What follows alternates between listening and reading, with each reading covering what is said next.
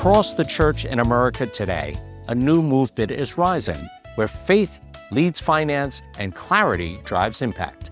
I'm Roger Argonaldo, the founder of the Catholic Faith Investors Summit and the Catholic FI Alliance, a membership community of investors focused on faith-based investing aligned with Catholic social teaching. Join the leaders transforming stewardship into mission. This is where faithful investing begins and the future of Catholic investment takes shape. This is a fireside chat from the 2025 Catholic Faith Investors Summit on October 2025 in New York City.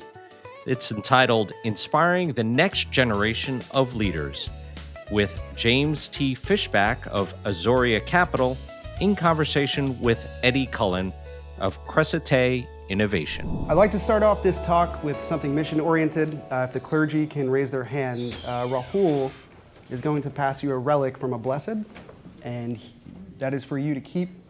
And I think in this conference, we started with Mass, and I'd like to start the talk with something mission-oriented as well. So I think to start, I'd love to talk to James about all of his work over the last year and get some perspectives and just how are you inspiring the young generation?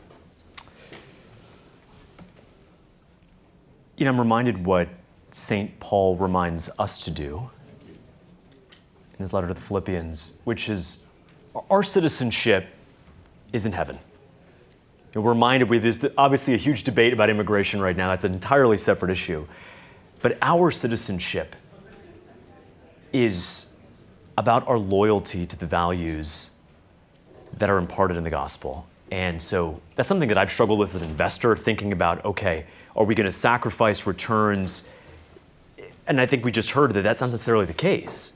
But in a bigger picture sense, where do we place our singular loyalty? And having spent 10 years at two different hedge funds as a derivatives trader, now running Zoria, we launched an anti-DEI ETF this summer, thinking about where exactly do we put our focuses and energies? Absolutely, and in my work too, we have something called the Acutis game. So you can go to acutisgame.com and you can check that out. And I think living the mission of the Eucharist in our technologies, in our investments, and how we approach life is something that's very important. Now you talk about immigration, anti-DEI funds, and kind of your work around efficiency. I'd love to hear more about that. So efficiency around some of the economics, efficiency around some of your perspectives, because I'm going to let you guys know, I'm a digital asset entrepreneur, so I'm a crypto entrepreneur. So I work with stablecoins, I work with tokens. Everyone keep their knives away, don't come at me. I'm looking forward to questions, but I'm one of efficiency, and I believe stablecoins and the future of digital assets is something that the stablecoins can be put in David's sling so we can fight the Goliath of poverty, inequality, and corruption. And that's what I feel stablecoins can do. So talking about new technologies, new efficiencies, all the traditional finance you're in, give me some perspective on efficiency through traditional finance and some of your current work. Absolutely. Well, I think the work that I was so fortunate to do very early on in advising the Department of Government Efficiency was a very big eye-opener. And now that we are day 2 into the government shutdown, this may end up being another iteration of the important work of DOGE. But efficiency in an abstract is a very powerful force.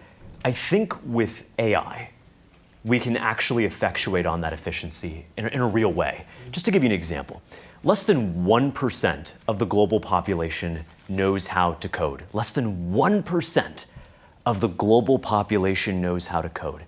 In a sense, is fluent in turning our thoughts, our imagination, whatever idea that we come across in the shower, into actual computer software that can be scaled globally.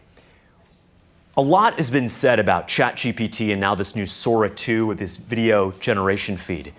But one of the most underappreciated developments with artificial intelligence has been the capacity for people to develop software, not through C++, not through JavaScript, but by speaking to ChatGPT, saying, here's what I want to develop. And it is unbelievable. It is magic. Something that would have taken you hundreds of hours can now literally be done in 10 minutes developing software. And so imagine what happens. Imagine if we go from 1% of the world's population being fluent in coding, in computer programming, to 100%. If you can speak, if you can interact with a computer, if you can tell ChatGPT to clean up an email or to tighten up some copy for your company, you can develop software. Now, developing software is very different from computer programming. Computer programming is the how you develop software, but the software development begins here. And so we can all have interesting ideas of how to do that, but I think that's the most underappreciated efficiency, and we've yet to see the full effect of it, is how exactly we can turn everyday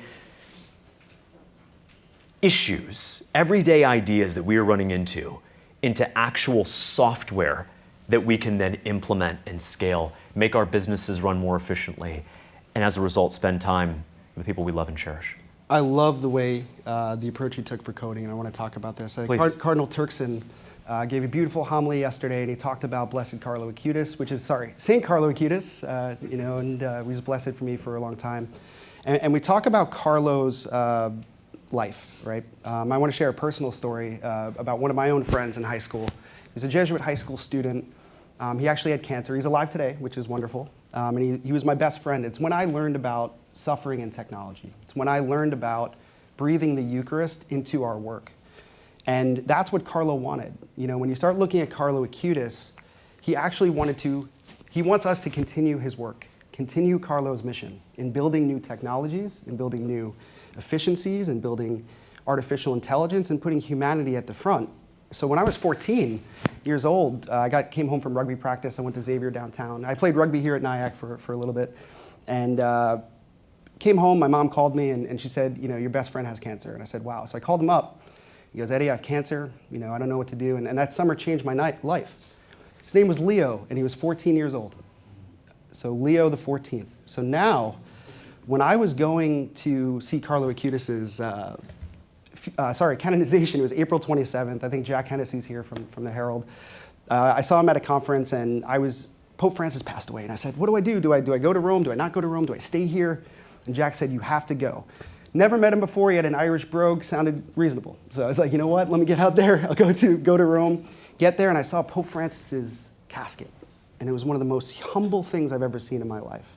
And that moment, I realized that Carlo had given me the greatest gift of all time. I got to see the first Jesuit Pope's funeral. And then I ended up going to Rome thinking I would see Carlo and seeing his canonization, but I left with a Pope named Pope Leo the 14th. So now every time I see that name, when we're building our technologies, we can see suffering at the front. So when we build our technologies, we need to build humanity into it. And I cannot be, you cannot be more spot on that when we build coding, and you mentioned St. Paul, and we have to build into that. So what do I mean by that? Artificial intelligence is scary. And let me give you a story here. For the first time, 4 weeks ago, it behaved on its own. 8 out of 10 major AIs, and I can give you more details after this, were told they were going to be shut down. So they rewrote their code, they found all the information on all the employees, and they blackmailed one of them with an affair. It's very real. It's a very real threat. And don't let anyone else tell you otherwise. Deepfakes, content, sure, that's all fun and games. It's not going to be fun and games soon, right? So we need the church, we need everyone in this room, we need James, we need everyone at the forefront coding and building technologies through the eyes of Carlo. And that's how we'll bring our humanity out. Now, James, one thing that I love about you is that you love to inspire kids and high school kids and work with them. I believe you have a debate program where you work with students and work with them. Tell me more about that. Like, how is it engaging with kids who are 13, 14, 15, 16, and kind of their aspirations? It's really something. High school debate changed my life. I did high school debate just as President Obama had been inaugurated in 2009 for all 4 years of high school. And I had a stutter, but I had a passion for what was going on in the world. And so it turns out that when you have a really bad stutter, having to go to a high school debate tournament every other weekend and speak in front of hundreds of people will cure you pretty quickly.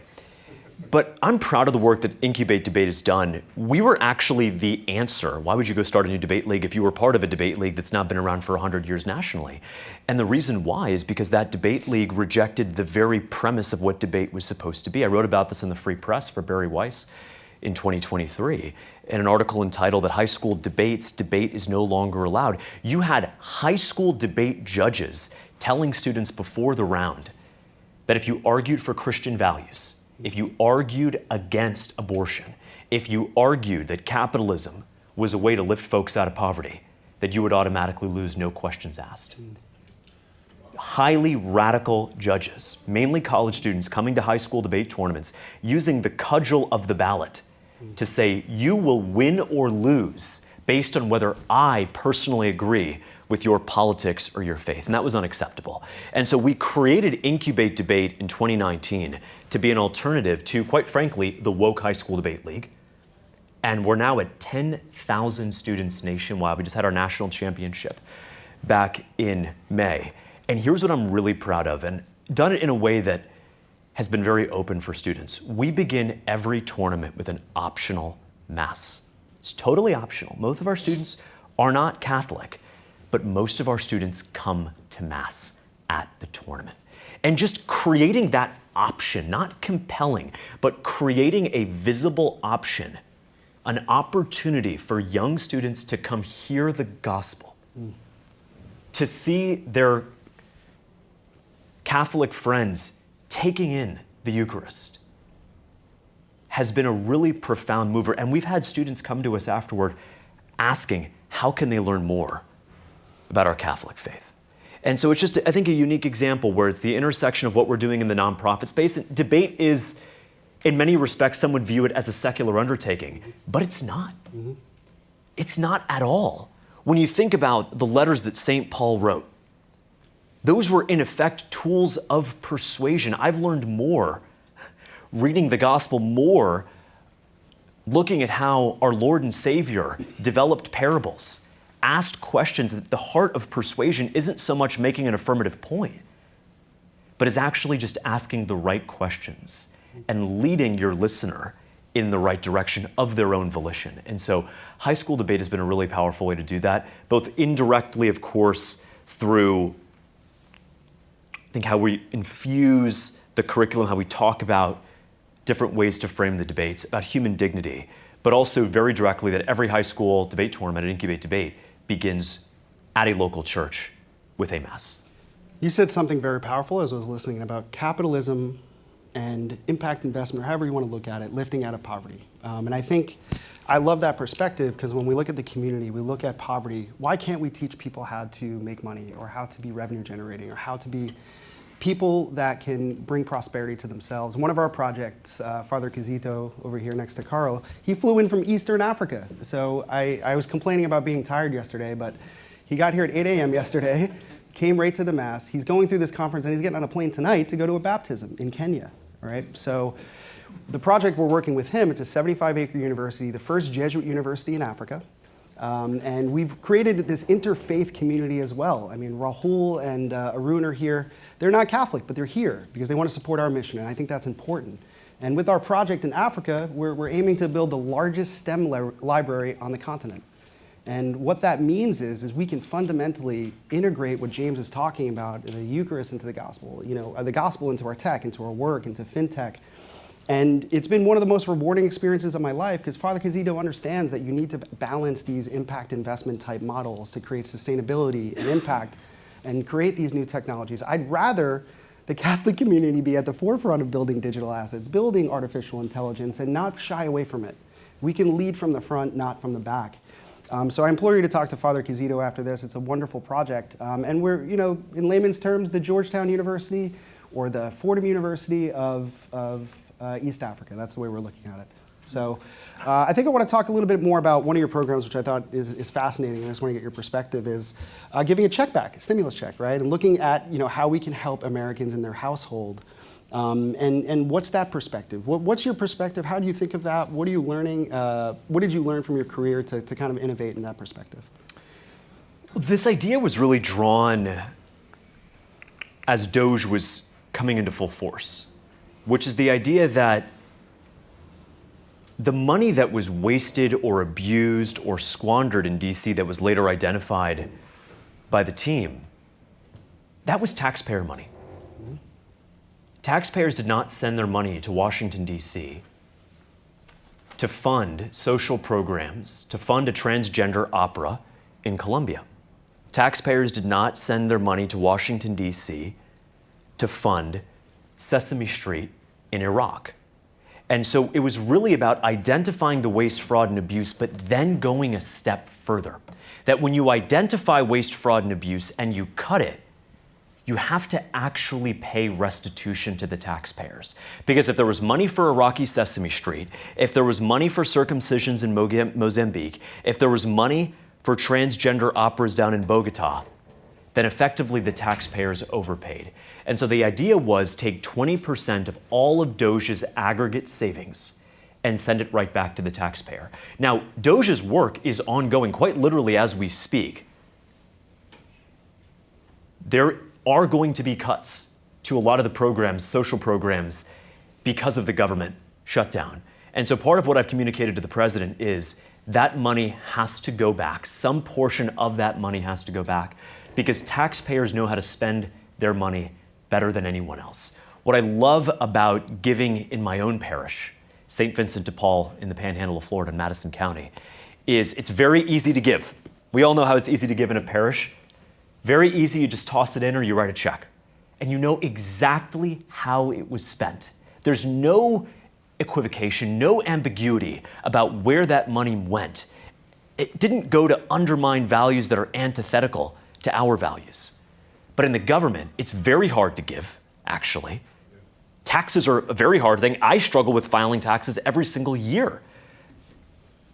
And the second thing is, we don't know where that money is going. And when we find out where it's going, it turns out to be an affront. An affront, yes, to our faith, but also to the Abrahamic faiths that are well represented in our country. And so it's been an interesting coalition of folks who have said, look, taxpayers, when they overpay, they deserve to get their money back. We have to develop a government that respects the dignity of hard work. The dignity of hard work and a living wage means you don't then, we think about the dignity of a living wage sometimes only from the employer's perspective. Well, you have to pay a living wage. But the dignity of a living wage also comes to the government as well. The government cannot abuse the living wages of hardworking people who are sent to DC. And when they do that, they are also, I believe, disrespecting that important principle. And so how can we keep taxes low, but how can we also create a system that is accountable to the very people who are working so hard in my home state of Florida to send money to DC, for it not to be squandered, for it not to be used to things that are completely antithetical to our values? And if I understand correctly, your plan is to give back $5,000 to each household? That's correct. That's the way the math works out. Yeah, if we get to what I think is totally reasonable, and it was framed in the media as $2 trillion in 1 year, that's not the case. But $2 trillion over 4 years of savings relative to the baseline, that works out to be $5,000 per tax-paying household. That's great. And when we talk about efficiency, I think I'd like to build on your idea here a little bit. Is there are 129 households in the United States, right? And I think with the one-time cost of $645 billion, we could actually take $5,000 and put it into a trust or a high-yielding savings account. And then over 20 years, that $5,000 may come $200,000, $300,000. Then we can pay for a kid's college, right? So if we're talking about efficiency, we should be efficient. And I think one of our projects, which we're really excited about, is called Tokenize the Border. And we're working with U.S., working on the border, working with migrants. I did my Jesuit volunteer corps year on the U.S.-Mexico border. I lived in Nogales with migrants. I worked and walked in the desert without shoes on. I wanted to make sure I had blisters on my feet because I wanted to know what it was like to be a migrant. So when we talk about efficiency and immigration and the spending of, $30, $40 billion or more than that, I think there's an opportunity to use digital assets, stablecoins, to make things more efficient. Decentralized cybersecurity nodes at different parts along the border connected with something, the border token. And then national security, we can get border crossings to zero or use smart tariffs with data and actually understand how countries are processing and trade. So I think, one thing to wrap up here, I think we're running out of time. I think all of the clergy, I was able to pass over a relic to you. It's a relic from Blessed Miguel Pro. So he's actually a Mexican martyr. So in the 1920s, he stood up for his rights and he was gunned down, and he said, "Long live Christ," and he put his arms out. And he went down, and he died. It was about 100 years ago. He was a blessed. His 100th ordination was last month. I got a chance to attend, and that's the relic. And for me, at that time, which is fascinating to me, is Thomas Edison lived at that time, and he actually came up with the first model for a revenue-backed token, the first wireframe for a stablecoin. 150 years ago. So it was one of the more fascinating things in the world. And one thing I do want to share is one last thing I want to challenge. I think Roger and Cardinal Turkson, you guys have done a wonderful job here. You've done a fantastic job. And with Carlo Acutis, I would like to continue his work. And I challenge you guys to continue this and continue to build this community. And maybe we can have the Acutis conference. You know, maybe we can continue his work as it should be continued. And I have one gift for you, Cardinal Turkson, this is for you. This is a piece of Blessed Miguel Pro's coffin. So this is a relic of his. And I'm grateful to have received it when I went down to Mexico. And I don't want people to forget the poor, don't forget migrants, and don't forget that we're on the same team and it's called humanity. So I just want to thank you for this talk. I think we're out of time, and I'm looking forward to it. So we made the commitment when we launched our first ETF that 5% of the personal profits that I got out of it would be donated to crisis pregnancy centers across the country. And the reason why is that we have won on the legal front. We have won with the overturning of Roe v. Wade. To be honest, President Trump delivered the biggest pro-life victory this country has ever seen. We won on that front. We won in Florida, getting the abortion ban down to 6 weeks. But I think the next mile of this battle is not about the legal front. It's about winning the hearts and minds of the people. And I'll tell you the truth, women in my state of Florida and all across this country are being pulled aside oftentimes by an abusive partner, oftentimes by a rapacious employer saying, you know what, now is not a good time to get pregnant. You know what?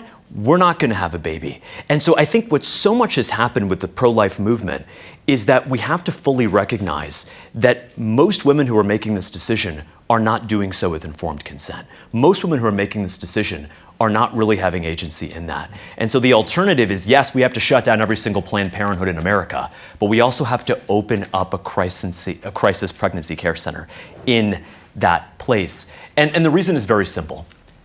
If an unexpecting mother goes to a Planned Parenthood and says, I would have the baby if I could just get some diapers for the first 5 weeks. No, ma'am, all we offer is murder. I would have the baby if I just got my prenatal vitamins. No, all we offer is murder. I would have the baby if you just gave me an opportunity to have childcare for the first 6 weeks because I got to get through this season. No, all we offer is murder. And so Planned Parenthood is not about Planned Parenthood at all. It's not about helping women, helping families. Planned for Parenthood. It is about ending parenthood before it begins. And so what crisis pregnancy centers have done is they've been able to step up actually for the women who are saying, I would have the baby, but they fill in that but. They stand up for the dignity of every life. And one of the things we were proud to do at Zoria is stand for that and donate our profits into perpetuity to support those centers.